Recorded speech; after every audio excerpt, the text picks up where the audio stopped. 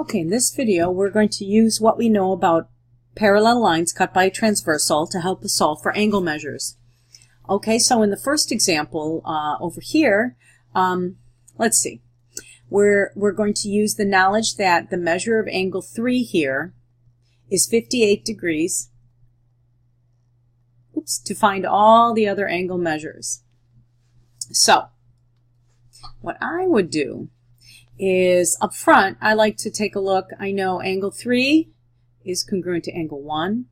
It's also congruent to angle 7 and angle 5. So if the measure of angle 3 is 58, so is the measure of angle 1 and the measure of angle 7 and the measure of angle 5. Because 3, we could say 3 and 1 are vertical angles. 3 and 7 are congruent corresponding angles. 7 and 5 are vertical angles. So if 3 is 58, so is 1. If 3 is 58, so is 7. If 7 is 58, so is 5. Okay, so basically the acute angles that resulted from the parallel lines cut by a transversal are all 58. So now let's take a look at these other angles. These angles, 6, 2, 4, and 8. So the measure of angle 6 is the same thing as the measure of angle 2, which is the same thing as the measure of angle 4, which is the same as the measure of angle 8. And what are they all equal to? Well, let's see. They are supplementary with 58 degrees. So any of these plus 58 equals 180. So I'll do what my students do. They say, what's 180 minus 58?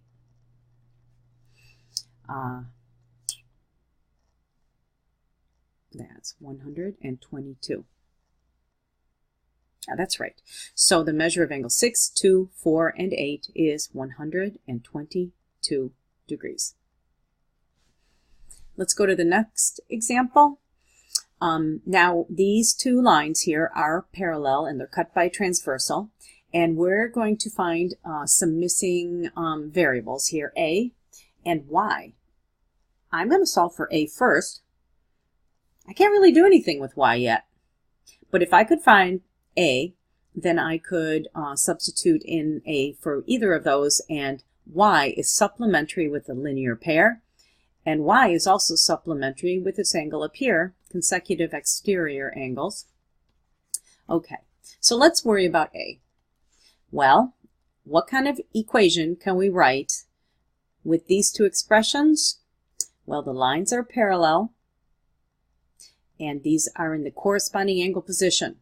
So I know that 7a minus 9 must be equal to 3a plus 63 because they are congruent corresponding angles. Corresponding angles are congruent when the lines are parallel. So I've got 7a and I've got 3a. I like to undo the smallest term first, the smallest variable term. So 3a minus 3a goes away from there. I've got 4a minus 9 equals 63. So if I add 9 to both sides, I've got 4a is equal to 72. And if I divide both sides by 4 goes on once, 40, 32. A is going to be equal to 18. Okay, so I've learned that. But okay, so I needed A. Great.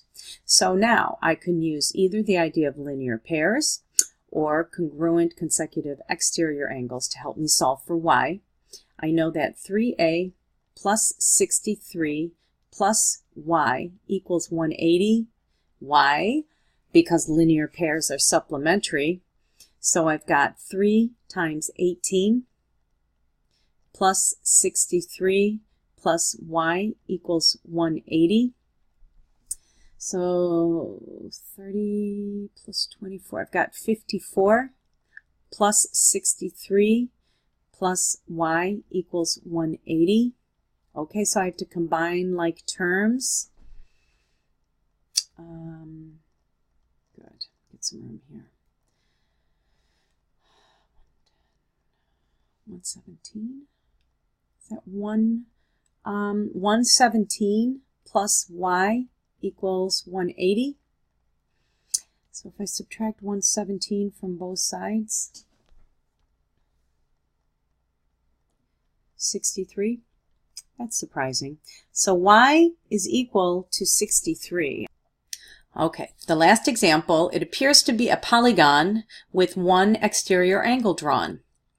But it's a special type of polygon. It's a trapezoid because it's got two parallel lines here. It's got one pair of parallel sides.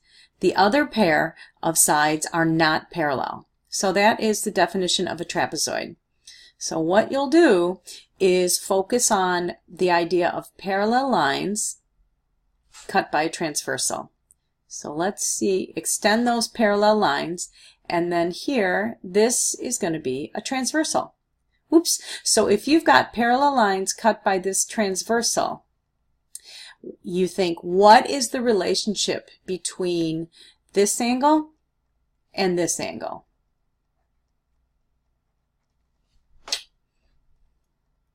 Those two angles are consecutive interior angles. So what's the relationship between consecutive interior angles? They're supplementary. That means 5y plus 120 must be equal to 180 because consecutive interior angles are supplementary. So let's solve for y.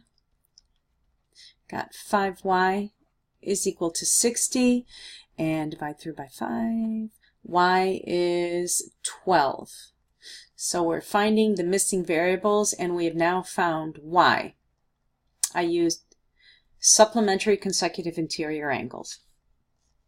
All right, so now let's look at maybe solving for x. We could have done either one first. So with those two parallel lines, we can think of this line here as a transversal intersecting parallel lines. What is the relationship between this angle and this angle? Those angles are congruent, alternate interior angles. They're called alternate interior. You might be wondering, wait a minute, one of those was an exterior angle. Well, this 108 degrees was exterior to the polygon, but when you're looking at parallel lines cut by a transversal, I don't know what's going on here, these are in the interior of the two angles, of the two parallel lines. So alternate interior angles are congruent. So I know 2x must be equal to 108. Why? Because alternate interior angles are congruent. This is crazy. I don't know why that's doing that. Okay, so let's divide through by 2. So x must be 54. So we found those. So let me go back and get this silliness off here. So what you do when you get a problem like this, and you'll get a lot of them, is you home in, focus on which two lines are parallel, extend them. Get your mind around where the two parallel lines exist. And then it's much easier to look at the other segments and see them as transversals, okay? Next thing you do is you look for special angle relationships. If the angles are on the same side of the transversal and they're both in the interior, they're supplementary, they're consecutive interior angles which are supplementary.